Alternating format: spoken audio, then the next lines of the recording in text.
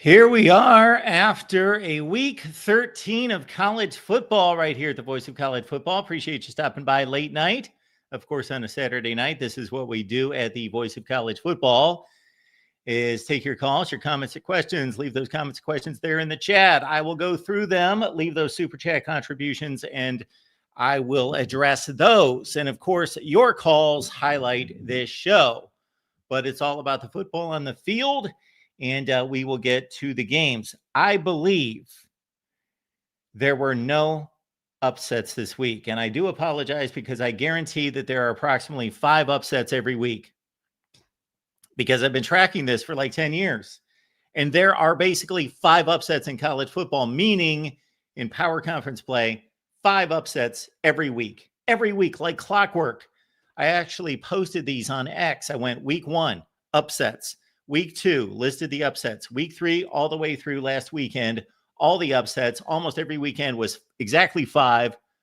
A few weekends were 4. A few weekends were 6, but basically 5. I don't believe that there were any upsets this weekend. None. But we will see just in a second because we are going to go through the scoreboard as we always do before we take your calls. The most important thing that I will say tonight, and if somebody gets this in the chat, I will be very pleased, and I will award you with a free membership for a month. Maybe we'll do that. How about that? The most important thing I will say tonight. Who's here? We've got Buckeye Mike. Good to see you. The Biscuit is here, who stopped by for some rather strong college football talk the other night. So we appreciate the Biscuit. And again, it's Buckeye Mike. And we've got Hall of Fame Trey is also here. Justin Kai. And we do appreciate everyone, even if you don't want to make any comments in the chat. And I do appreciate that the more that people watch on television, actual televisions, like 50-inch televisions, and I can't imagine looking at this face, for like 2 hours on a 50-inch screen, or 75 inches or whatever your screen size there at home. But we just see the analytics that more and more people consume the internet like that, consume YouTube and other platforms like that. But I got to say, I now watch YouTube like that, and I don't know where to comment. I don't know how to comment. I don't know that you can comment unless you want to sit there with a remote control and get to the comments, and you can possibly type out comments, I guess. So I do understand for those of you that watch on the big screen that it's difficult to comment and maybe impossible, which is a bit of an issue. The Amazon links in the description section of the video here. All the live streams we do, all the videos, not just on this channel, but every team channel, the Amazon links there. And again, I didn't wait for somebody to respond, but that is the most important thing that I will say tonight, regardless of what happens if BYU scores 100 points against Cincinnati. No, the more important thing that I'm saying is that the Amazon link is in the description section of this video. And when you shop on Amazon, please use the link that we provide, vocfb.com.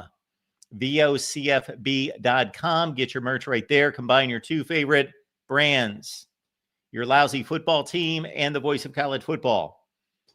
And we've got a ton of merch there that's quality merch and affordable at the same time. We went to great lengths to ensure the quality and the affordability of our Voice of College Football merch, and so we will display that in just a second. We got a big week coming, of course. We're going to be focused on tonight. We're going to be focused on college football this past weekend on Saturday, but of course, is we are going into rivalry week. I'm getting choked up about rivalry week. And this is my favorite week of the sports calendar. Probably used to be opening day of baseball season, but it probably is rivalry week now. And so we do it up big here at the Voice of College Football. We'll be live every night as we always are. So we've got some slight modifications to our schedule. So some special editions, Voice of College Football, heads up. Zach Smith, Menace to Sports, will be here Tuesday, 11 a.m. Eastern time. We're going live with Zach Smith from Menace to Sports Tuesday at 11 a.m. Eastern time. And then for our Tuesday evening block, Iowa Live at 5, as always. The Big Ten Live Show here at 6 p.m. Eastern time with a special guest, Steve Dace, joining us Tuesday at 6 p.m. Eastern time.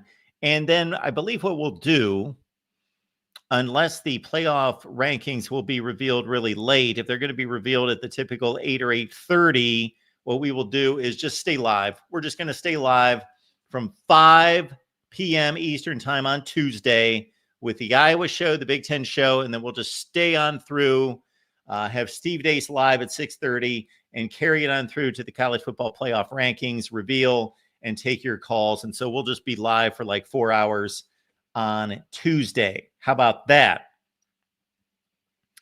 In addition to Steve Dace live and Zach Smith live, we're also trying to nail down times for Isaiah Hull live and also Chris Drew of Menace to Sports live here at the Voice of College Football for Ohio State, Michigan. And no, I'm not ignoring the other rivalries, but that's what we've set up thus far. So we will get to as many of those rivalries as we have in the past, but understand that this is no longer a full-time gig for me. So I can only do so much. I cannot be everywhere at the same time as I have been in the past. All right, let's get to the scoreboard. And again, I always like to see who's in the chat.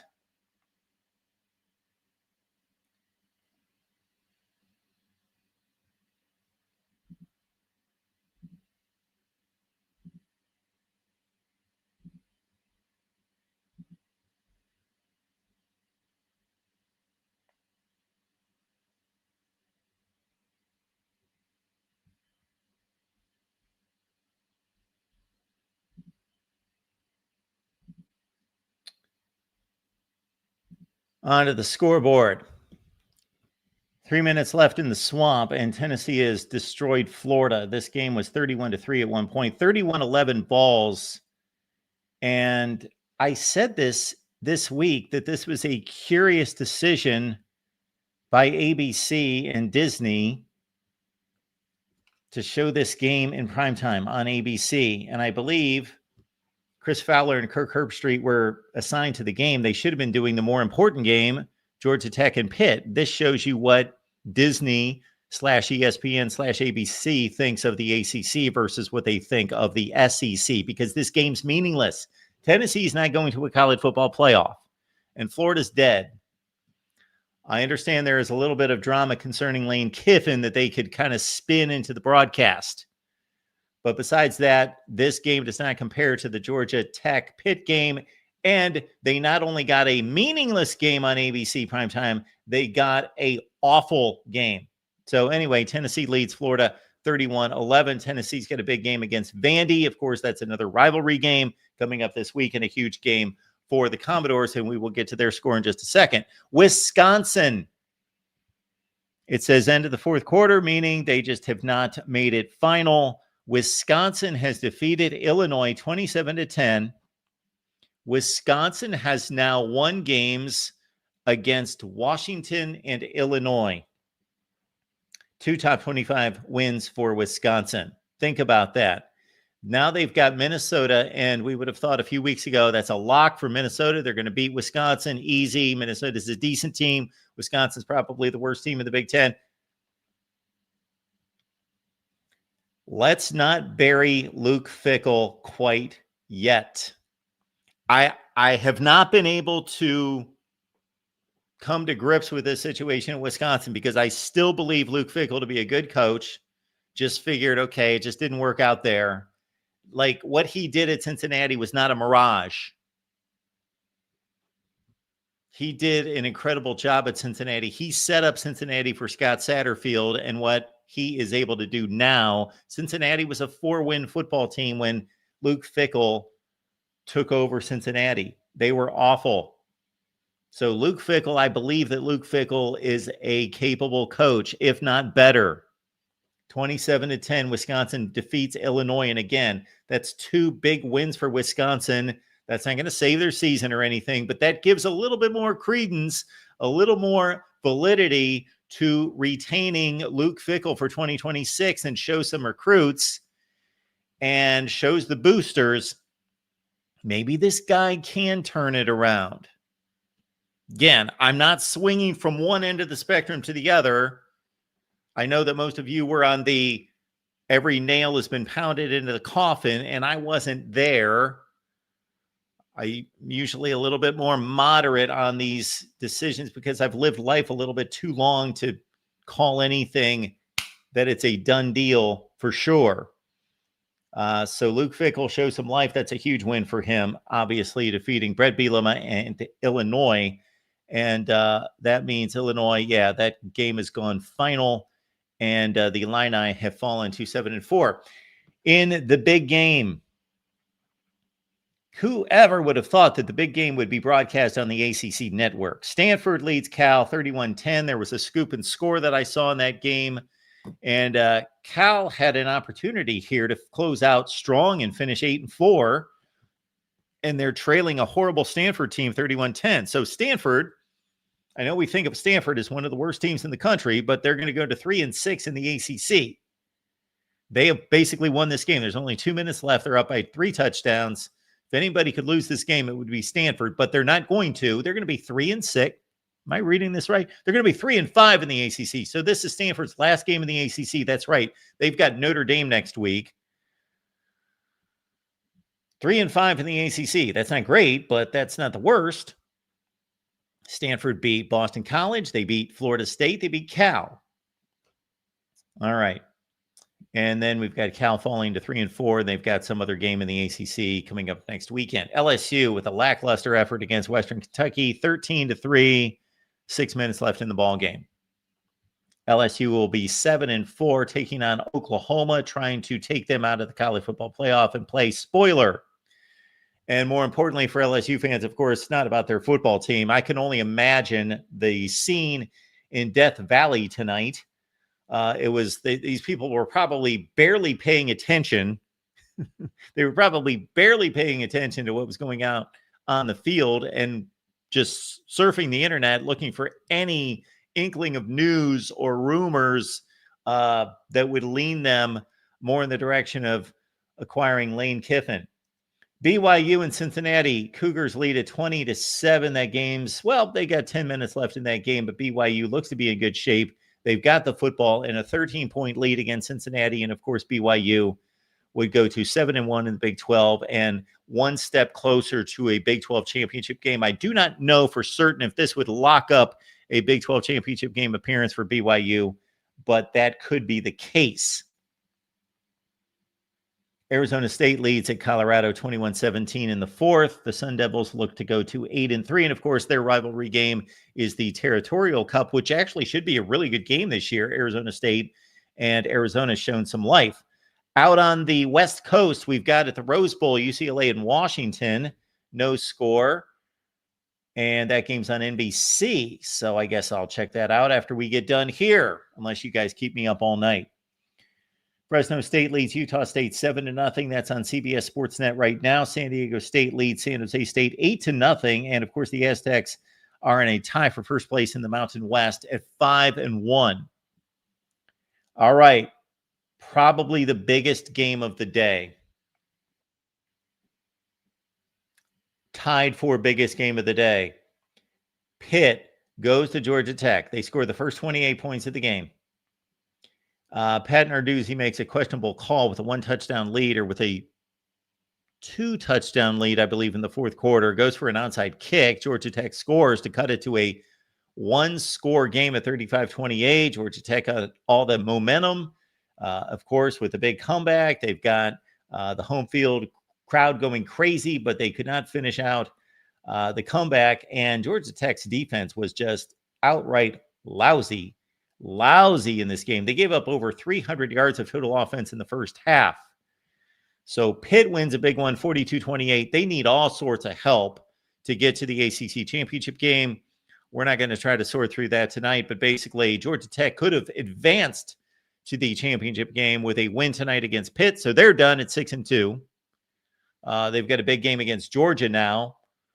So Georgia Tech would make things, I don't know what to do with them if they go to 10-2. And sometime this week, it's not going to get accomplished tonight, but we will go through all sorts of scenarios, but definitely we'll go through the scenario of how can we get to as many 10-2 teams as possible. And of course, Georgia Tech with a win against Georgia would get there at 10-2, but this is a disappointing loss for Brent Key and his team.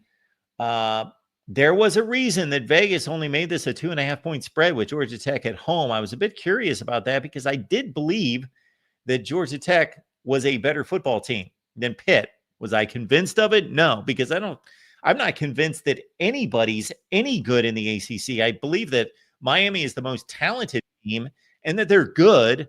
I don't think they're Indiana good, Ohio State good, Oregon good, Bama good, Georgia good by any stretch, but I think Miami's probably the best team in the ACC. They're probably the best team in the ACC. When they've got their act together, they seem to just crush these other teams, but it's not like that they really crushed Virginia Tech, who is hapless this afternoon. But the rest of these teams,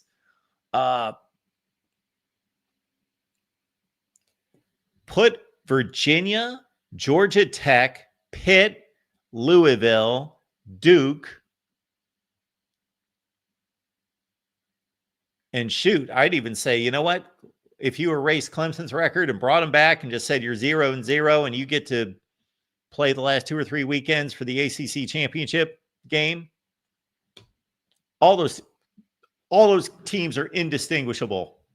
So it's not like I had any great trust in Georgia Tech, but I did think Haynes King at home, Brent Key over Pat Narduzzi, because I've been impressed with Brent Key and what he's done at Georgia Tech. And again, Haynes King is a gamer at home. I was pretty confident Georgia Tech was going to win this game. They did not. So congratulations to Pitt. They can go to 7-1 in the ACC if they beat Miami, and I believe they need a loss from either SMU or Virginia to get into the ACC championship game. Something of that. All right, Penn State wins at home against Nebraska 37-10. Nebraska is a fraud. They're just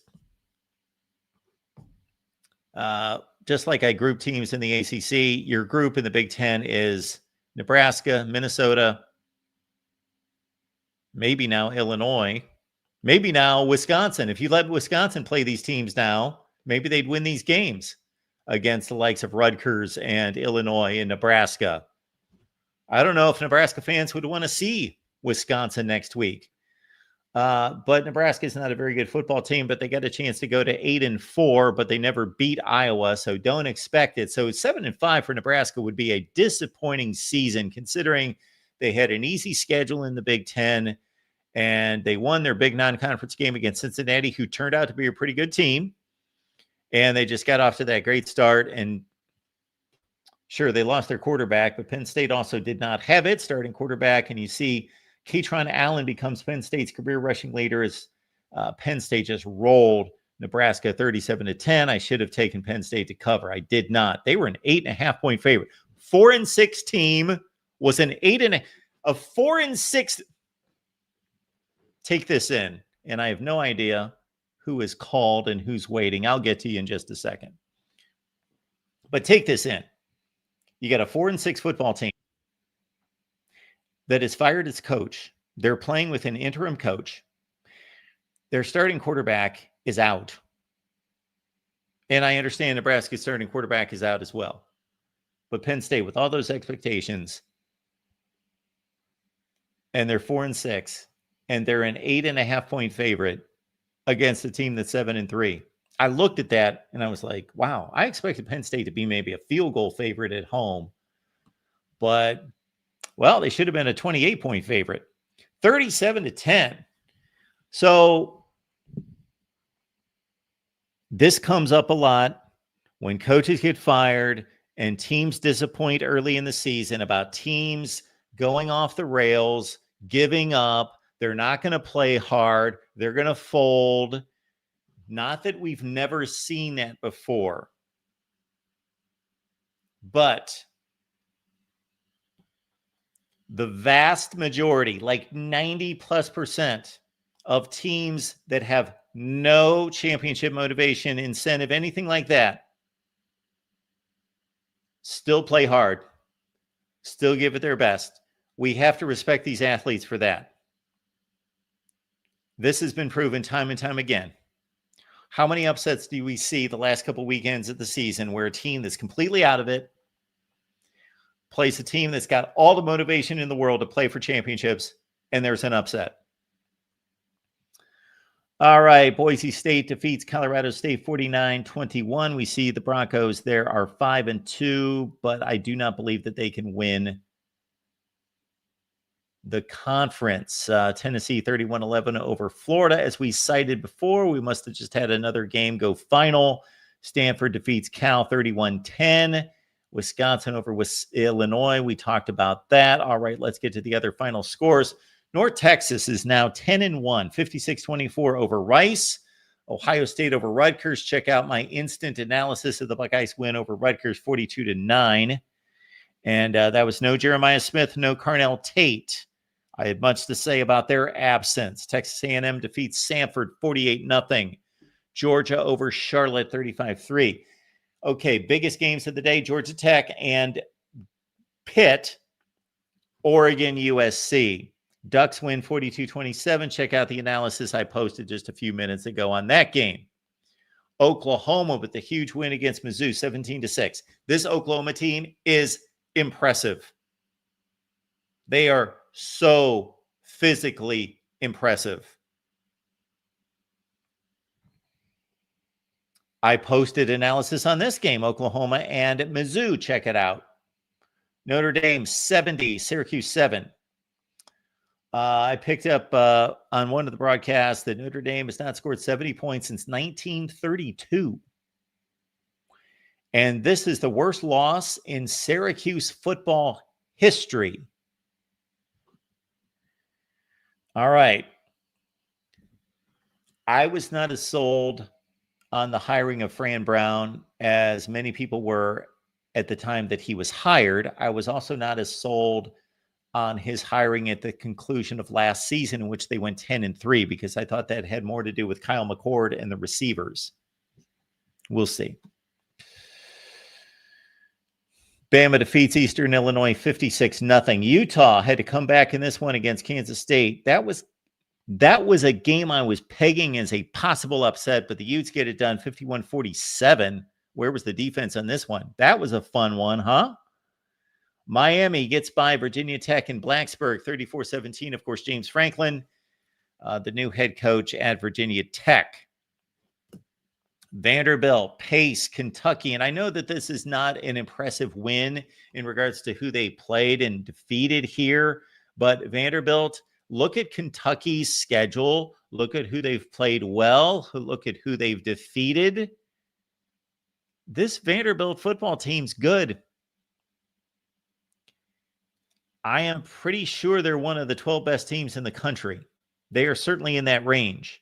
45-17 over Kentucky, whether they make it or not, because they're going to have to beat a good Tennessee team on the road. Texas mauls Arkansas 52-37. They keep their slim playoff hopes alive. Of course, they've got the rivalry game against Texas A&M next week. Michigan 45, Maryland 20. I posted instant analysis on that game. Check it out. Michigan's looking pretty good. TCU 17-14 against Houston. They win that one. Tulane, of course, vying for a group of five. They were the one group of five that was ranked by the College Football Playoff Committee last week. 37-13 against Temple.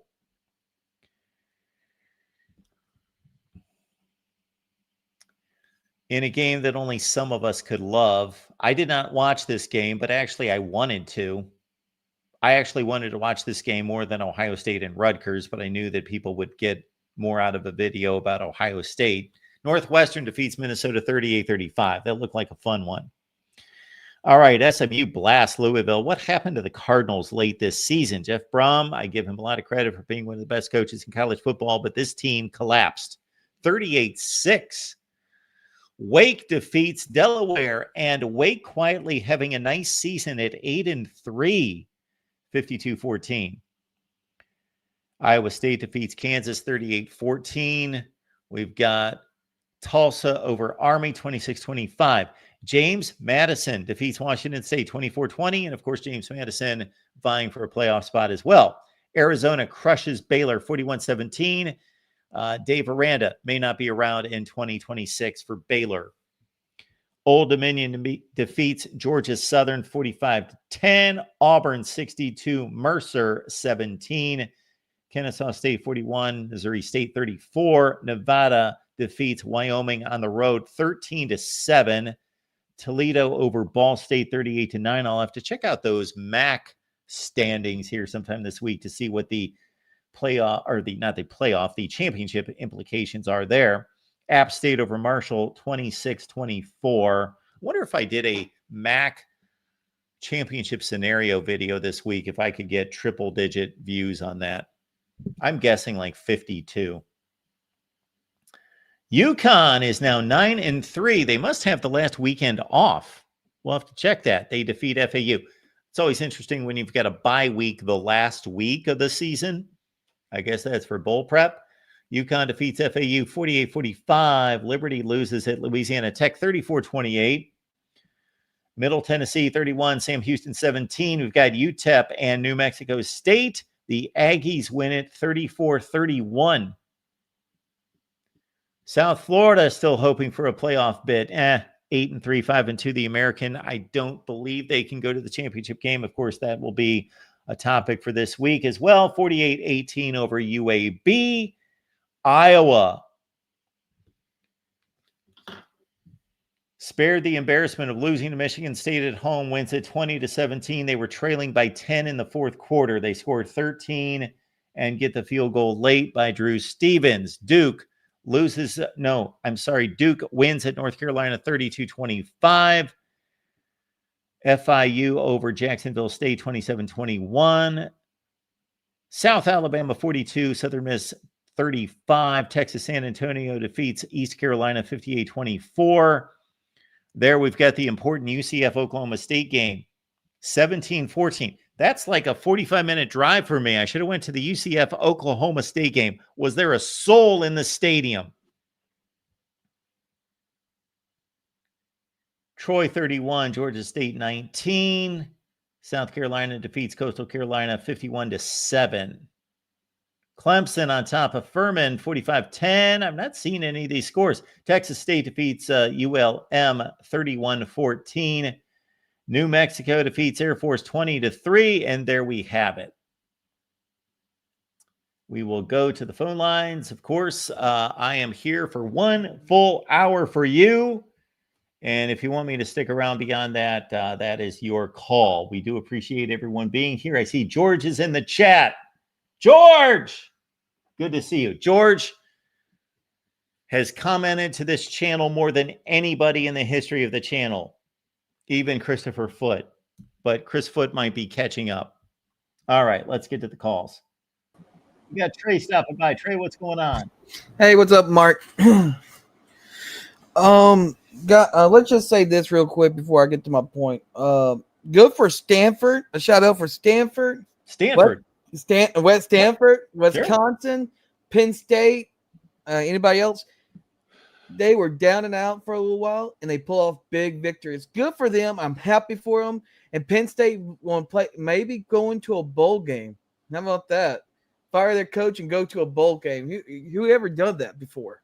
Who's ever done that? Yeah, who did that before? Come back from the dead like that. Dozens of teams. I'm surprised Penn State did. Dozens of teams. Hey, I haven't known anyone lately did that. Florida almost had the opportunity. I'll make a list for you, Trey. There are plenty of teams that have fired their coach and went to a bowl game. Oh, Willie Taggart, Florida State, Dan Mullen, Florida. We can go on and on and on and on. That's for another time. It's not difficult to get to a bowl game. But they should be proud because the hard season they had and all the controversy firing their coach. They deserve to get another game, and I'm happy for them. I hope they accomplish that if they beat Rutgers. But I'd say this for the USC and Oregon game, I'm shocked. You're shocked. Yes, oh, that's right. You were saying that USC was going to win that game. Yes, I did. I had Oregon covering the spread. I did not. I tell you what, because USC have good weapons on offense, and they went to one-dimensional so quick. And their star receiver, he was really quiet. They were still scoring points, but they threw for over 300 yards. But hey, their receivers did not go quiet. That's not why USC lost this game. They lost the game because they couldn't stop the run and they couldn't run the ball. I know. And Trey, before we continue, I apologize. Let me interrupt just a second. I want to let the future callers know that we will not rush your calls at the end. So we'll go like 5 strong minutes for everyone. So keep going, Trey. So that's okay. Yeah, they couldn't stop the run and they couldn't keep up. And USC couldn't keep up. They went to one-dimensional and they couldn't keep it balanced. Their defense is always atrocious. Under Lincoln Riley, they're anywhere Lincoln Riley goes, damn, his defense is atrocious. Okay, I'm not going to argue with that. You're generally right. I don't think this particular defense is not atrocious, but yes, Lincoln Riley's defenses have been atrocious. Yes, I'm just surprised. They've been all right, and you're right. They've been okay this year, better than I ever seen with Lincoln Riley. But I'm just shocked and disappointed how their defense just absolutely collapsed. And a lot of people were going with USC. Maybe USC, Oregon never seen an offense like this except for Indiana, and they did not play very well versus Indiana. And so we thought USC, the very few that went with me, with USC, I thought would do better. For another thing, Georgia Tech. We talked about Pitt. Pitt. You love Pitt. No, I will. I think they're really interesting. Kenny Pickett. They are interesting. I will give you that. But it's a great story, Mark, because you want to hate them, and we want to hate them and not go for them because they're terrible. And all of a sudden they surprise you, and then they disappoint you, and damn, they did it again. And they're making me look like an idiot, man. I tell you what, that is. No. They're not making you look like an idiot. If anything, you can claim defending Pitt a couple weeks ago. I know you were like all over the place last night saying they were great 1 second and the next second they were awful. But you were the one that was on the Pitt bandwagon just a couple weeks ago. So take some pride in that. All right. Absolutely. All right. I was the one trashing Pitt. I won't give all the credit. And I still don't think they're that good, but they won a big game tonight. Sure I think that Louisville, Georgia Tech, Virginia, Pitt, we could name a few others, are just basically the same team. Yes, I will agree to that. Yes. But Georgia Tech, man. They're all the 30th best team in the country. How about this as a baseline? Georgia Tech has basically hit their ceiling. It was right there in front of them. All they had to do was win, Mark, and they would have been okay. Maybe they could have made the playoffs if they didn't win the ACC championship. Maybe they would be okay. Maybe they really need to beat Georgia, but if they beat Georgia, they might not have to have an ACC championship win. Now they got to beat Georgia, and now they got to win the ACC championship because that was bad. I don't think they can go to the ACC championship game, can they? They need to lose for Virginia or SMU. They need help. Okay. I thought that was Pitt. I think it was both. Okay, probably. All right. But we know Virginia controls its own destiny. They're the only team. They got to goof up. They got to goof up versus Virginia Tech to have something happen like that now. Yeah. I think they're better than Virginia Tech. Let's be honest with that. I've been rooting for Virginia the whole season. Ever since I thought, okay, they've got a soft schedule. I want to see them play in the ACC championship game. So Trey will give you the last word here. For Virginia, I like Virginia. I'm with you. Ever since they beat Louisville, I think they beat Louisville. Yeah, Florida State and Louisville. Ever since out of the games, I've been pulling for them, Mark. I want them to go somewhere. I want them to be causing chaos in playoffs.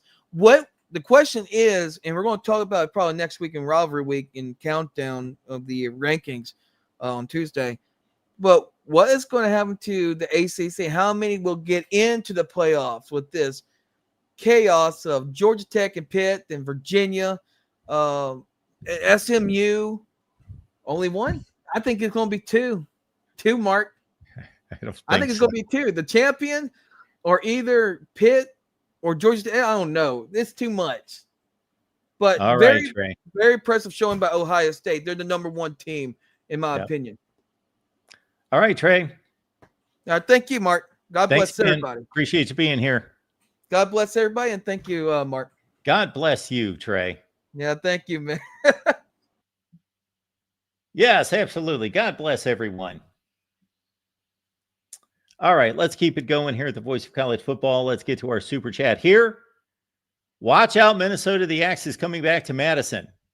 This Wisconsin resurrection is not pretty, but man, they beat Washington. They beat Illinois. Those are two decent football teams. Not great football teams, but they are decent football teams. And by the looks of the two scores, and I didn't watch either game, I think I will go back and watch the extended highlights. Wisconsin laid the defense on both of them. That's for sure. 13-10, 27-10. There we go. So thank you so much for the super chat, Evil Badger 72. All right, that pushes us closer to a second hour. Michael Hogue stopping by. Michael, what's going on? Not much, Mark. How you doing today, sir? I am doing great. I gotta say, Oklahoma, I would not want to play them, man, because it seems like each week they get going, man. They're more dangerous week by week, man. Yes, that team kicks people in the teeth. They are a tough football team. I was thinking of another thing. I was thinking of another metaphor, but I'll just leave it like what you was saying. Kick him in, where you just said they kick him in the teeth. I was thinking of something else. But I digress. I gotta say, man, that Oregon USC game was crazy tonight. I guess. Okay. I mean, no, it's crazy. I'm not saying that because I thought it would have been a better game. But all of the penalties, though, I mean, like, come on, guys. You got to clean the acts up, man. I've never seen so many unsportsmanlike like that in a game before myself, where there was almost more combined penalty yards than one team had in total offense. Yeah, I watched the game and I did a video recap and talked about the penalties. Yeah. Mm-hmm. Not good. They no. Oregon basically won the game because they were more physical at the line of scrimmage. They could mount a running game and USC could not. Mm-mm. And the turnover was a slight advantage, 2-1. They were at home. And then the other thing is exactly what you're citing. USC made stupid penalties at the wrong times. They were having all sorts of trouble stopping Oregon. And when they finally did and got Oregon to miss a field goal, they had a guy leap over the center and gave Oregon a new set of downs. They scored a touchdown. They had some other bad pass interference calls and some other stupid penalties.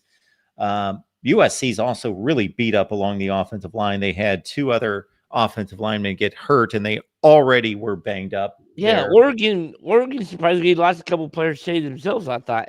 But hey, can you scroll back up to the LSU game? Was that 14-10?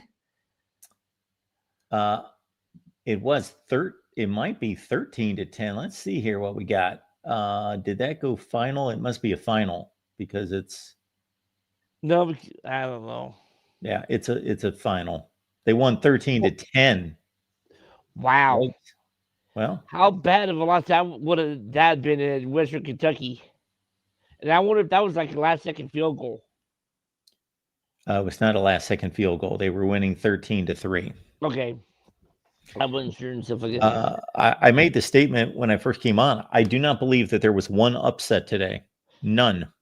No, there wasn't, which wasn't totally surprising and stuff like that. But unless Stanford, maybe I'll have to check the Stanford line. They were probably an underdog in this game.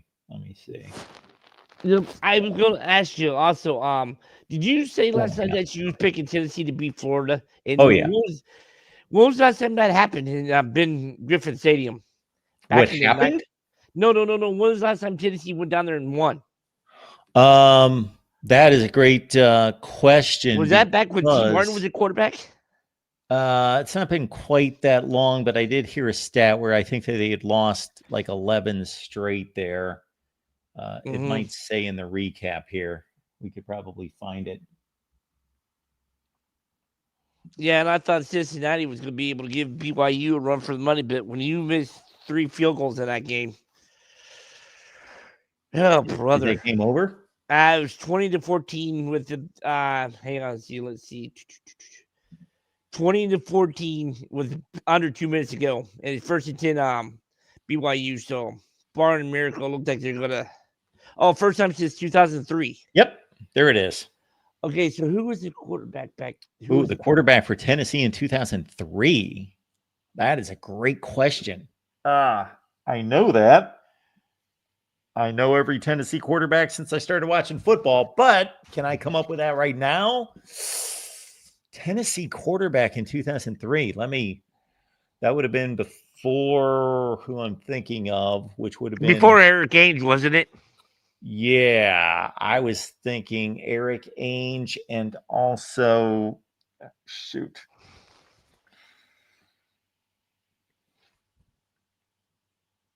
Yeah, I don't know. We're not going to sit here and cause dead time on air trying to think of Tennessee's quarterback 22 years ago. So anyway, anything else, Michael? Casey Clausen. Casey Clausen. Yes. Remember Casey Clausen? Yeah. Did somebody put that in the chat? No, I Googled it. Okay. Yes. But anyway, okay, I gotta ask you this. Yeah. So, and look, Mike did too. I got a question to ask you. Chaos can still happen next Saturday in the Big Ten. What would it actually have to take? Because if IU lost, Oregon won, Michigan wins, wouldn't it still be Michigan and IU in the Big Ten championship because IU has a tiebreaker over Oregon? Okay, back up here. Purdue beats Indiana, Michigan beats Ohio State, Oregon wins. So we've got Ohio State, Michigan, Indiana, Oregon all tied for first place. Then we would go to a 4-way tiebreaker. So it wouldn't matter the head-to-head first, at least not first would it matter. I don't know. We just have to look up the Big Ten tiebreaker rules. Okay, I'm not going to get into that. And stuff like that. I was just wondering. It's pretty easy to Google. All right. So I thought the first thing would be the head-to-head, which would eliminate, if it was, it would eliminate. But I don't know. Not between 4 teams. They didn't play each other. Sure. They didn't all play each other. Yeah. All right. There was something else I was going to ask you, but I can't remember what it was. Oh, well. I'll figure it out. Maybe I'll come back on Monday and stuff like that. All right, Mark. Thanks for your time. Enjoy the rest of your Saturday night, man. Thank you, Michael. Appreciate it. Yep. All right. Let's keep it rolling here at the Voice of College Football. We've got Rob stopping by. Rob, what's going on? Hey, Mark. How you doing? Good. How are you? I'm good. Although, excuse me, I will say that was probably the most uncomfortable game I've sat through in a while. Just I couldn't help feeling bad for Syracuse and Fran Brown, and it's not that was like a dominant performance by the Notre Dame offense necessarily. Although they played they did what they needed to do. It was just they had 21 points before the offense even touched the field. Before the offense ever even got to do anything with the ball, they had a 21-point cushion. So of course, if you look at the stats for this game, it's hilarious, right? Like CJ Carr, I think he had 49 yards passing and a touchdown, and they pulled him. It's he had 9 passes. So here's the funniest stat line, Mark. Notre Dame wins 70-7, and the game wasn't even that close. They scored with 7 seconds left to go against the backups or whatever. It really was 70-0 for the most part. But anyways, CJ Carr, 49 yards passing and a touchdown. He's pulled. Jeremiah Love, 8 carries for 171 yards and 3 touchdowns. I mean, that game was a travesty. If you're looking for a fun offensive, I was thinking, okay, this will be a fun game. CJ Carr is going to go out there, throw 4 touchdown passes maybe, and but no, it was just. And why would you, right? I mean, you had a 21-point cushion. Just run the ball and get the game over with. And it's not. The funny thing is, and the reason I say it felt bad for Syracuse, it's not like Notre Dame was trying to put on style points, even though I think they probably need them. they were just trying to run the clock out, and Syracuse couldn't tackle them. It was hilarious. Like, even Aeneas Williams, who's a good player in his own right, he's a good, like, he would probably start for a lot of teams in the country. He's the third string running back for Notre Dame. He even got out there and, like, brushed off a tackle, did a spin move, and got into the end zone. It's like nobody could tackle on Syracuse. It was awful, Mark, if you're a Syracuse fan. And anyways, I'm not going to spend all day. Check out the box score, because I like to check out odd box scores. Yeah, it was a weird box score, Mark. I mean, of Michigan defeating Rutgers 76-0 about 10 years ago, and that box score was really crazy. Yeah, it's a funny box score. I mean, the stats are just, anyway. It was a weird game. But I want to shout out Ahmad Hardy. So everybody's talking about Jeremiah Love. I think he jumped up his Heisman odds to like plus 600 now. Like, made a huge push over the last couple games. And of course, he's got like I would say he's probably the most nationally recognized running back in the country. But I don't get why nobody's talking about Ahmad Hardy. Now, he had a bad game today, right? I mean, You go up against that Oklahoma defense, and that they are going to load the box and basically make them throw the ball to beat them, because Ahmad Hardy is such a good player. But he had a rough day today, but that guy is a stud, and I think he needs more national recognition. I agree. Because, he was actually, and I think he still is leading. I believe he's still leading in rushing yards, at least for major college football, schools. He's got Love by like 100 yards, but Love's averaging more yards per carry, and he also leads the country in total touchdowns. So, I mean, both are great players, but I think Ahmad Hardy deserves more love for his tremendous season. So shout out to him. And I was hoping Missouri was going to win that game, but that's all right. I didn't think they would. But props to the Sooners. Like you said, that's a very physically tough team that nobody's going to want to play in the playoffs. Did you watch the game? I didn't watch all of it. I saw some of it. They're a hard-hitting team. Their defensive line is dominating. They're an impressive team. Yeah. Now, on offense, they don't have a premier running back. They don't have a go-to number one wide receiver. Now, Isaiah Sategna can run as fast as anybody, but he's not a polished catch the ball 70 times a season wide receiver. So they don't have weapons on offense. And Mateer's not a great passing quarterback, but he's a tough son of a gun. And he's like a Mark Gronowski of Iowa, but he's much faster and more elusive. And so they're an interesting team.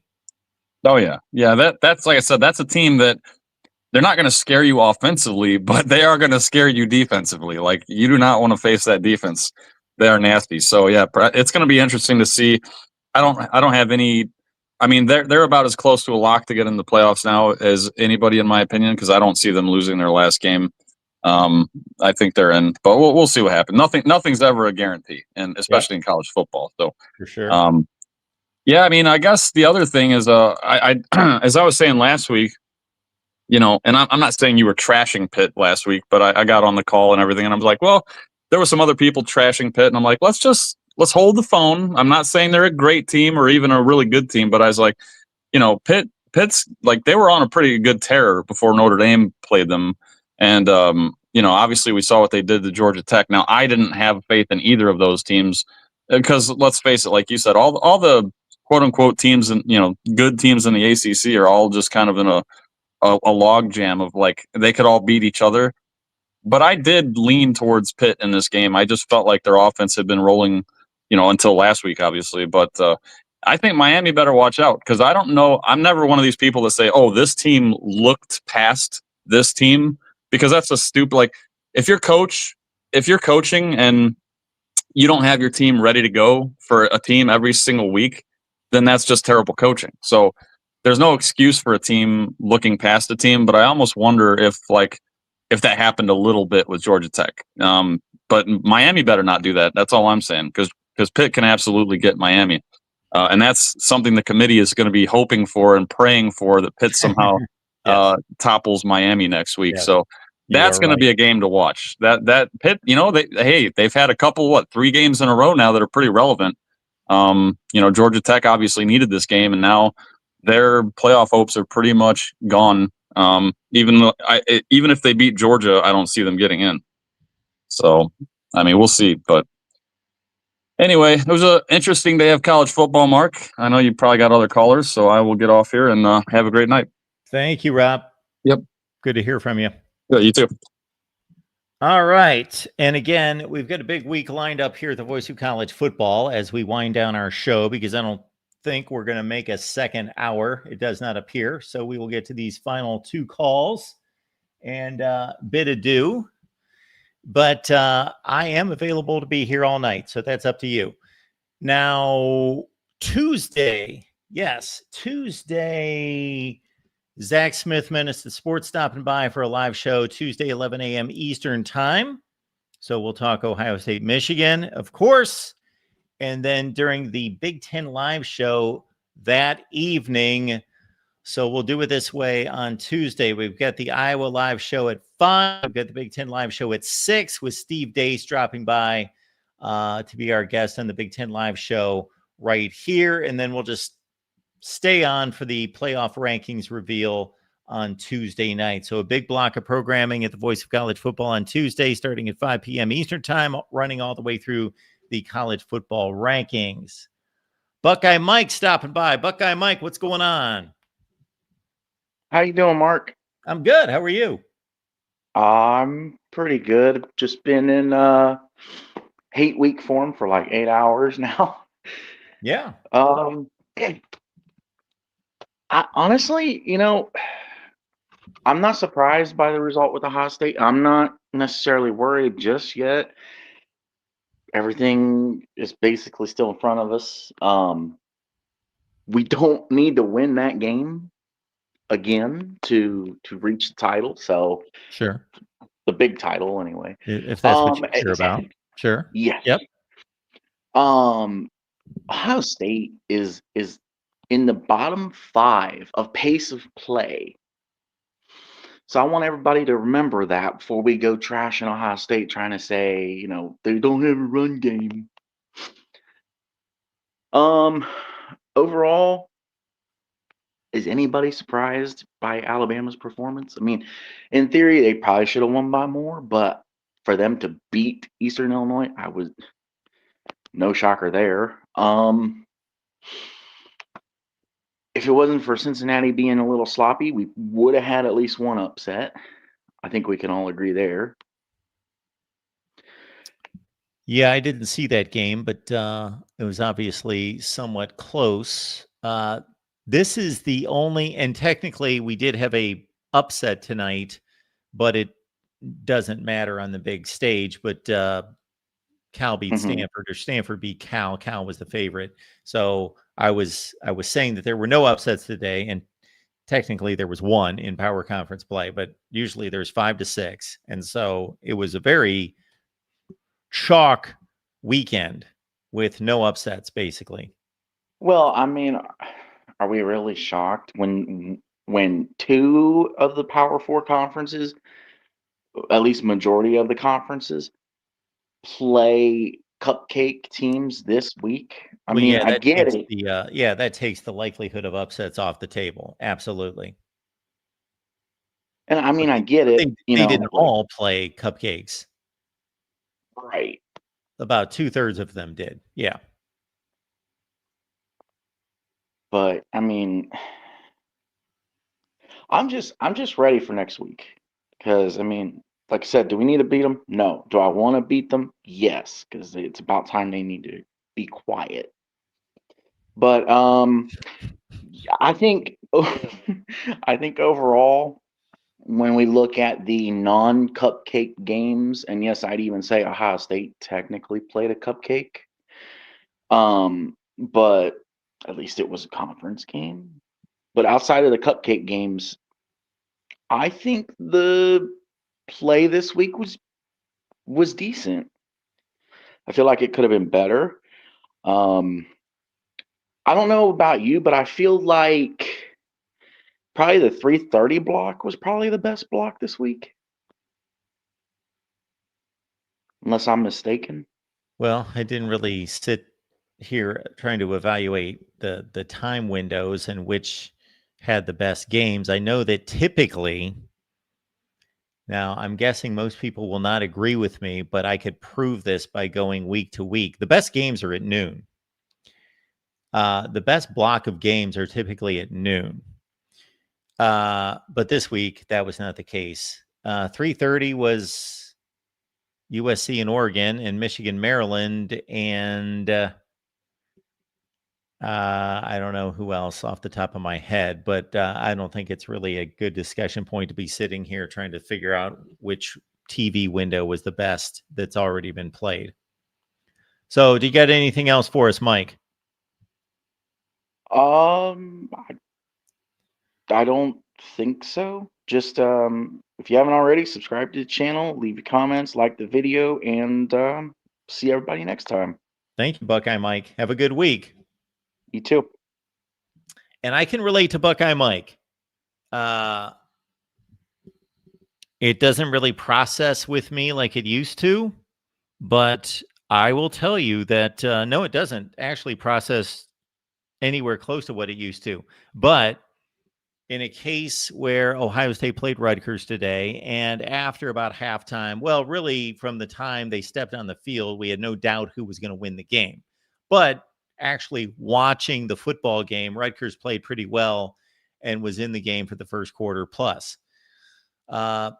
So in previous years, at previous times, and I don't know, it's just kind of gradually faded for me. Shoot, the second that the last one went off the clock to triple-digit zeros for the game prior to the game, well, that was my instantaneous thought that it is officially the game and the week, but that just doesn't register like it used to. Yeah, I figured Ohio State won. I'm shooting my video. I was watching the Missouri-Oklahoma game. Then I shot that video, and it just didn't even register Ohio State, Michigan, other than, sharing text messages with Steve Dace and Zach Smith and lining them up to appear this week. And obviously for that reason, we had this conversation. I advise you, if you're interested in Ohio State and Michigan, that you check out the conversation that we had with Isaiah Hull last week, because we ended up talking for like 15 or 20 minutes about the dynamics of Ohio State and Michigan fans and the rivalry and how much the game means, how much the game used to mean, and if it really means that much anymore, and all of that. So agree with us, don't agree with us. It's really not a point to be agreed upon. In my viewpoint, I am not going to tell anybody how much emotionally to be involved in a game. That's up to you. It's your life. I don't care if you think it's the most important game in history or if you think it's been diminished. That's up for you to decide. Or if you're like me, sports is the one thing in life that I don't, even though I'm very pragmatic here, and even though I'm very generally unbiased as much as I possibly can be, that doesn't exist, actually. Nobody can be unbiased completely, but I'm as unbiased as anybody on the planet that does college football coverage, and how technically sound and measured I attempt to be. My sports fandom has always been emotional. Like, I didn't decide who my favorite teams were because I lived a certain place or something happened. Like, I've talked to other people that made like a decision, a conscious decision. I'm going to be a fan of this team because of this. I never did that. I just naturally, emotionally became a fan of the teams that I'm a fan of because of the surroundings, the environment, whatever it was that caused me to become a fan of those teams. I didn't choose to be a Dallas Cowboys fan when I was 10 years old. I didn't choose to be a Cleveland Indians fan when I was 10 years old. I just was. So I'm not telling anyone that this game is less meaningful than it used to be or more meaningful. That is up to you to decide. Now, tangibly, this can't be argued. The game is not as important as it used to be. That can't be argued. From a tangible standpoint, it's not as important because we've got a 12-team college football playoff. All right. We got Pitt stopping by. Pitt, what's going on? How are you tonight, Mark? I'm doing great. How are you? It's been a rough day, bro. It's been a hard day. We just ain't the team that we need to be to compete in the Big Ten, man. Yeah. This is a game that you should be able to compete in, if not win, against a team that's struggling without a head coach. Oh, we just look like poo. We did not execute on any level. There's not one phase of the game they could point at and say, oh, yeah, they did okay there. No, none of that. Yeah, we're in the wilderness, bro. But everyone else is having fun this weekend. Well, so hang on just a second. So how do you feel about Matt Rule? He's fine. I think he's building something bigger than what we can understand on a week-to-week basis. I think that ultimately we're recruiting very well. We're retaining very well. I can't explain Holgerson's offensive schemes sometimes. I can't explain them. He's hot one week, and then it's not the next week. We should have RPO'd and swing passed, and then, hey, chuck one down the field. We should have wore Penn State out. And, dude, it looked like our offensive game plan was, we're just not even going to try. I don't know. I'm a little butthurt right now. Well, I definitely understand it because you're staring at 7-5 if you can't pull off a win against Iowa. And certainly with the way the schedule set up and the way the season started, it shouldn't have been that way. And on one hand, where I really thought that the game in which I fell for the Nebraska fan base was when Dylan Raiola was taken off the field against USC in a game where Nebraska was leading and didn't get to play most of the second half. And obviously he's done for the season, but that was the game, obviously, where USC's got 2 losses, Nebraska's got 2 losses, and the winner was staying in the playoff race. And I really wanted to see if Nebraska could stand up in a big game.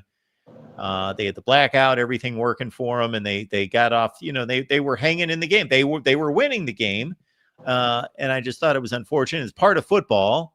So I'm not excusing the loss, but you would have liked to have seen Dylan Raiola finish the game and see what would have happened. Yeah, we just fell off the bridge, man. Yeah.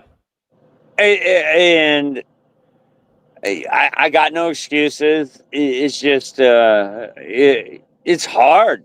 Now, I want to talk about Oklahoma. Okay. Because Oklahoma, I think y'all need to know. Maybe y'all ain't learned yet. But Oklahoma has some voodoo magic. They have some dark magic. Oklahoma will beat you when they shouldn't. Oklahoma's my dark horse, man. That's our national champion. Watch Okay. them. Watch them. Yeah, that wouldn't surprise me. They got this voodoo magic, man. They win these games they shouldn't. I've been doing this since I was a baby, man. And Oklahoma is dangerous. Well, I watched them play today. I watched them play Alabama last week, and I think that they have one of the 2 or 3 best defenses in the country. And if it's not the best defense in the country, it's right there. And they probably hit harder than anybody on defense. They have just some missiles on that side of the ball, and their defensive front is serious. Wow. Yeah. Truth. They hit hard, bro. Oh. They the first drive of the game against Missouri today, they've got one of the best backs in the nation, Mizzou, Ahmad Hardy, and he had about 45 or 50 yards rushing on the first drive of the game in 5 or 6, 7 carries. He was working pretty well, and Missouri had had them off balance, and you could just see it for the rest of the game. Brent Venables saw one drive, he made adjustments, and then that was it. Missouri was done. They had their one drive, Right. and he gained 14 yards on 12 carries the rest of the game. That was it. 100%, Mark. Right? They just, oh my God, Brett Venables. I don't want to meet that man across the other sideline. I don't want to do it. Yeah, that's a competitor. That's a playoff team, baby. You don't want to face the Sooners. Yeah, now they're not the prettiest team on offense, that's for sure. No, they're not. They're not. We've got to give a shout out to Baker Mayfield, wrecking it lately. Man, it's been a long time coming. So yeah, I'm a closet Sooner fan, and I'm a Husker. Yeah, I'm sorry, they're gonna fucking run me out of town, bro. Yeah, you better not let that get out. Fortunately, we've only got 75 people watching, so maybe 1,000 will hear it eventually, but we'll keep it under wraps. Biggest change in college football today. What did you see, Mark? The biggest change? Well, I don't know if you heard the statement I made, but I've been tracking upsets in college football for like 10 years, meaning I look at the games for every week and say, how many upsets did we have? Just the power conferences. And it's uncanny, Pitt. 5 upsets a week. It's almost exact every week. There are 5 upsets. Now, some weeks there might be 4, some weeks there might be 6. But I actually did a post on Twitter this week where I went through every week, and it was almost 5 every week. A couple weeks were 4, 1 week was 6, but it's 5. It averages to 5. It's been doing this for years. Today, though, well, for one thing, a ton of teams in the SEC and the ACC didn't play anyone. They played scrimmage games. So that takes a ton of games off the table that could be upsets. So there was only one upset. And that game didn't even matter. It was Stanford and Cal. That was the only upset in college football today. So my takeaway is that Pitt won a game that I didn't expect them to win. I wasn't shocked that they beat Georgia Tech, but I thought Georgia Tech was going to win that game at home. So Pitt stays alive in the ACC race. That was big. And then obviously USC and Oregon, I did expect Oregon to win by double digits at home, and they did. So that was no surprise, but that was obviously a big game and a game I wanted to see. So that's really all the major takeaways. It just kind of sets the stage for what's going to happen, obviously, this final weekend. Well, Pitt is dangerous. I mean, over the long term, if we look at it over the next several years, Pitt's dangerous because they're in the middle of this great recruiting area. Within 500 miles of Pitt, they can wreck some stuff. And what conference are they going to be in 3 years from now? We don't know. I love Pitt. I have always loved Pitt since Marino. Oh man, I want them all. I want them to have all the success. I want them to have all the success this year. Yes, and actually, I appreciate that our guy Ralph pointed out Wisconsin over Illinois. That was another upset. Yes, absolutely. Wisconsin had to be a 10, 12-point underdog. I'll look up the actual line, but that is another upset that we had today in college football. Yes. Oh, that's absurd, Mark. Whiskey beat Illinois? Yes, they did. Oh. Luke Fick was not necessarily done at Wisconsin. They have defeated Washington and Illinois in the last few weeks. He's a wrestler, bro. He's a fighter. Luke Fickle ain't going down without a fight. But Bert, I mean, I have all the respect in the world for Brett Bielema, man. I do too. And I think he's a hell of a coach, and he does a lot with very little. And wow, that one really surprised me today. I thought about picking that, but I can't say that I did. I did take I did take Wisconsin with the 8.5 points, but they were an 8.5 point underdog at home against Illinois and won 27-10.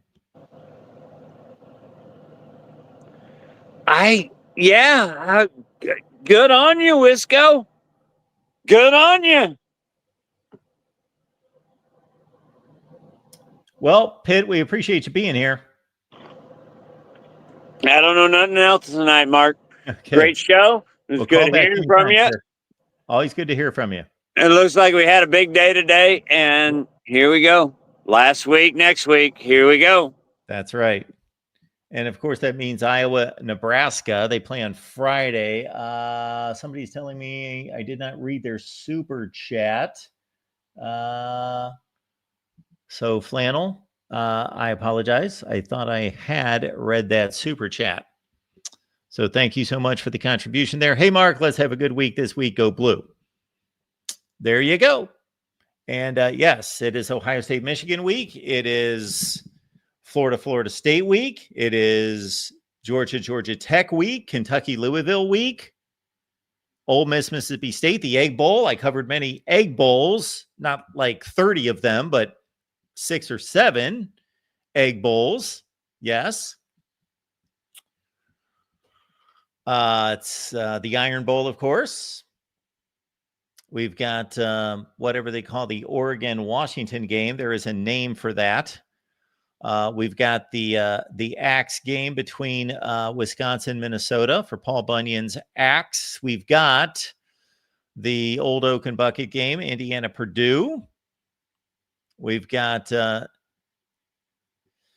let's see, North Carolina State play and Clemson, South Carolina play. So all the big rivalries across college football.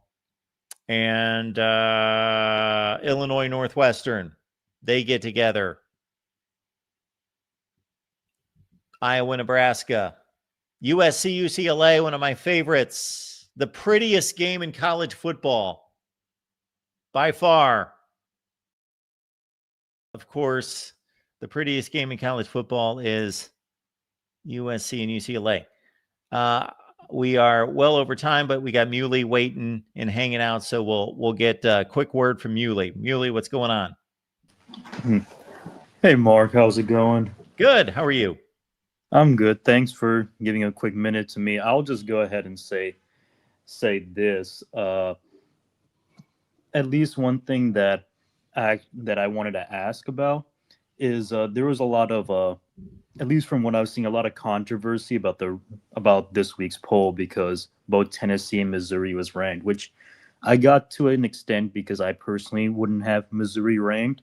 But then it started creating all this, some of the narratives that are being pushed out that, oh, they're doing that just to prop up some of the SEC teams. Yes. And whatnot. That's what people say.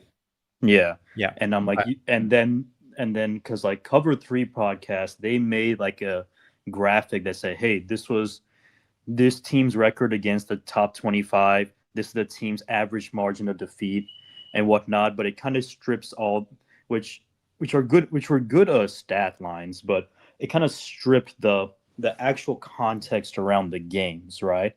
And in terms of just game flow, overall yardage, or maybe a team gets like a last-minute touchdown, but it was like a hard-fought game, or in Tennessee's case, they, outside of one goal line pick six, they competed with Bama, right? Yep. So my question is, it's not even as much a question, but do you think that those teams just didn't deserve it, or they had a valuable, a legit reason to be ranked? Okay, so what those guys were doing is legitimate as long as you're consistent. So you got to be careful doing that, because we could sit here all day and pick apart games and say, well, if that guy wouldn't have thrown that pass or that interception didn't get deflected and all that other business. So, for example, when we talk about turnovers, some people will dismiss games and say, so-and-so lost 24-21, but they lost the turnover battle 4-0. They just had a bad day. Well, turnovers are part of football. I think you need to look at the turnovers and say, was that a gift, or was that there's a difference to me when a quarterback just makes a lousy pass But that's also part of the game, because if your quarterback's not good enough to make a good pass, then then that's part of the game. But there are forced turnovers versus just turnovers. Correct. You also have to understand that, and I've been hearing it all season about Missouri. Missouri's not that good. And why are they in the top 25? And they're just kind of a gift that the SEC gets so the other teams can get another ranked win because of Missouri. Well, let's understand that if you watched Missouri play today against Oklahoma, you know that they were throwing the ball in the end zone to make it a one-score game with like 4 minutes left. Like, that was a hard-fought game on the road. Missouri's a quality football team. I'm not selling them as some great football team, but they also, if you want to deliver context to the situation, they didn't have their starting quarterback when they played Texas A&M, when they played Mississippi State, when they played Vanderbilt. He got knocked out of the game. So those things need to be taken into consideration as well. Right. They had a third string freshman quarterback. Yes. Their second string got injured early season. Yes. They are a top 20, I think, on both pass and run defense. They're a top 20 opponent adjusted defense, and then a top 10 rush offense. It's just their passing is pretty not good. Yeah. To say the least. But yeah, this is a first game back. Also, I didn't watch the game. I don't know how good he was. For all I know, Prebulo was slinging that ball, but just couldn't make it. Well, yeah, he is not a great quarterback, but let's understand he had a dislocated ankle a month ago. Number one. Number two, he might have been playing the best defense in the country. Like, they were all over him. Right. And they are a brutal defense. Now, for me, Muley, going into this week, I had Tennessee at 20 and Missouri at 21. And what was your reasoning? Well, it's a completely resume ranking. Like, I don't make some kind of estimation on how good I think these teams are. Missouri only had 3 losses going into this week, and they had lost to Alabama, Vanderbilt, and Texas A&M. I don't know too many teams that only have 3 losses and have lost to those teams. They lost to Alabama by a field goal. Right. They lost to Vanderbilt by a touchdown. Again, the Texas A&M game was out of hand to a certain extent. They lost by 3 touchdowns. I think it was 38-17. But they didn't have their starting quarterback. No, their wins are not impressive.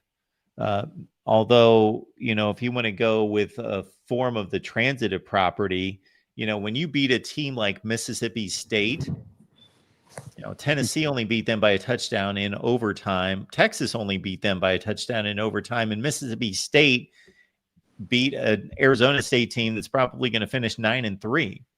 So that's a decent win. Anyway, I'm not going to sit here. We need to wrap it up and run through Missouri and Tennessee's schedules. But obviously, their ranking doesn't matter for them. They're not going to the playoff. Their ranking matters because everybody looks at it, and the committee apparently looks at it in ranking other wins. It's ridiculous to even have a top 25, especially when you are coming up with a column that says ranked wins. I think that's complete stupidity, because it is. If there's a 25, and even if we had omniscience and knew everything, there is a team 26 and a team 27 and those wins aren't valid. Those teams are just as good basically as 23, 24, 25. I think every team in America should be ranked. And if I had the time to do it, I would. If I could do it legitimately, I would do it every week. No, I completely agree. I will say, I don't know what I'd say for this week, but typically whenever I look at it, you start to see some of a drop off after like around 35 or something. But what's the difference? But that's what I also say. What's the difference between 22 and 28? Teams play such varied schedules that when you're evaluating, you just kind of have to pick like nitpick a little bit, you know. And one last thing before I hop off is, Sure, can we? Because I've also seen in the chat too. This is what I heard a lot. Can we stop with the Missouri and Tennessee hasn't beaten a team with what's it called, with a winning record, which is true, but that's what they're trying to do. And then I saw people propping up Iowa, who I think Iowa's a great team. I think they're also in the same boat, but they're saying it's SEC bias to put those teams and not Iowa, because Iowa beat Minnesota. And I've been saying for the past couple of years, even when they were 6-3, Minnesota was not a good team. They lost by 2 scores to Cal. They did have a good win against Nebraska, and I watched that game. I don't know how. I mean, they blew apart Nebraska's O-line. Anyways. Yeah. Well, we see that Nebraska is not good either. Yeah. So. Right. Yeah, that's true. But well, I've got Iowa 23, even though they were only 6-4 coming into the game this week. Yeah, but this has also been applied to teams like SMU or Wake or I don't know, Arizona, like those kind of teams. And I'm like, I'm sorry, but with the way the schedules are, there are teams that are 4-6 that are better than some of these 6-4 teams. If you just look at straight performances, like how can you sit and say that like a Minnesota team is better than Auburn, you know, or better than some of these bottom tier because Minnesota. I tend to agree with you. Yeah. Mm-hmm. Yeah. I hate the rankings. I think that they're manipulated. For example, I've got USC I just lost it. I've got USC at 13 before today and Michigan at 16. Obviously, they played. It wasn't a close game. Now, I guarantee that Michigan is going to jump over USC. I'm not necessarily going to do that because USC went to Oregon and pretty much did what you would expect them to do. Was it a close game? No. Was it a blowout? Absolutely not. They went to one of the more difficult places to play in college football and played probably a top 5, 6, 7 team in the nation. They lost by 2 scores. So should they really be penalized for doing that when Michigan played maybe the worst team in the Big Ten and they beat them by 25 points? And these two teams played head to head. And I know USC now has a worse record than Michigan, but I'm probably still going to rank them ahead of Michigan because why should they get penalized for playing a tougher opponent and playing them reasonably well?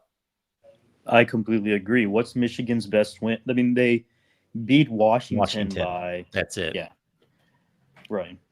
Beating Nebraska by 3, Purdue by 5. I'm going through it right now. Purdue by 5, Northwestern by 2. These aren't impressive wins. The Washington game, which, was more, the defense did step up and force turnovers, and then they got the ball in plus side territory for that game that allowed their offense to score. But before that, midway through the third quarter, I believe it was a tie game or a close game, but that's besides the point.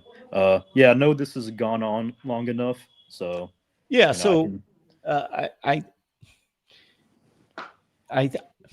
When people ask me, what should be included in all this, or they side with impressive wins, and then other people are looking at the quality of losses, and there's all sorts of things. I think it all should be included to some degree. Now, obviously, you have to start winning football games. I know this is a ridiculous example, but there could be a team out there that's 2-9 right now, and if they played just this incredibly brutal schedule and lost to everybody by a field goal, and they had Oregon, Indiana, Ohio State, Alabama, Georgia on their schedule, they would probably be one of the 15 best teams in the country. I don't know that we could rank them there necessarily, though. So they're at some point you need to win the games, not just say. So, for example, Auburn's kind of in your wheelhouse with that. What are they now? 5-6 probably after they won today. So. But the week going into the Kentucky game, they're sitting there at 4-4, and they lost a game against Georgia in which they by all accounts, scored a touchdown to go up 17-0. Who knows what would have happened, but few teams lose 17-0 leads. They kind of got ripped off against Oklahoma. They kind of got ripped off against Missouri. Like they were not just plays away. They were officiating calls away from being 7-1. But they were 4-4, and then it caved in against Kentucky, and obviously their coach got fired. But to your point, yeah, if Auburn was fully motivated and everybody was there and they were playing Minnesota tomorrow, and I don't like to rank teams like this based on, so I don't want to do the same thing that I get on other people for doing and throwing out these hypothetical matchups and saying, well, so-and-so would beat so-and-so. But I personally think Auburn's a better football team than Minnesota. Even though they had a horrible record. Well, I guess at this point they're only 5-6 versus 6-5. So, right. Well, I'll say even when they're 4-6, 6-4, I genuinely looked at that and I said, just going off the performances, I would still have Auburn. But I agree with your point because there is a team like that, Arkansas. I think in some metrics they're like a top 35 team in some metrics. Yeah. Because they've outscored teams in like 6 of their losses, but just find ways to lose. And I definitely agree because at some point you do have to win the games. Whereas I feel like with Auburn, well, Missouri's no longer a ranked team, but Auburn played a better Missouri team, and then they lost to Oklahoma, Georgia on a couple bad calls. It's not just that, but also who you lost to. Tennessee lost to only top 15 teams. There's a difference between top 15 and like the 10th and like the 23rd best team, So that's all I'm trying to say. For sure. It's an interesting process, no doubt. Yeah. All right, Muley. Appreciate you being here. Thank you so much, Mark. Have a good one. You too. Again, we're going to line up as much as possible for you this week at the Voice of College Football. Zach Smith, Menace to Sports, live Tuesday at 11 a.m. Eastern Time. And then Steve Dace is going to join us for our Big Ten Live show Tuesday at 6 Eastern. Appreciate you being here at the Voice of College Football. Have a great weekend, and we will see you on Monday.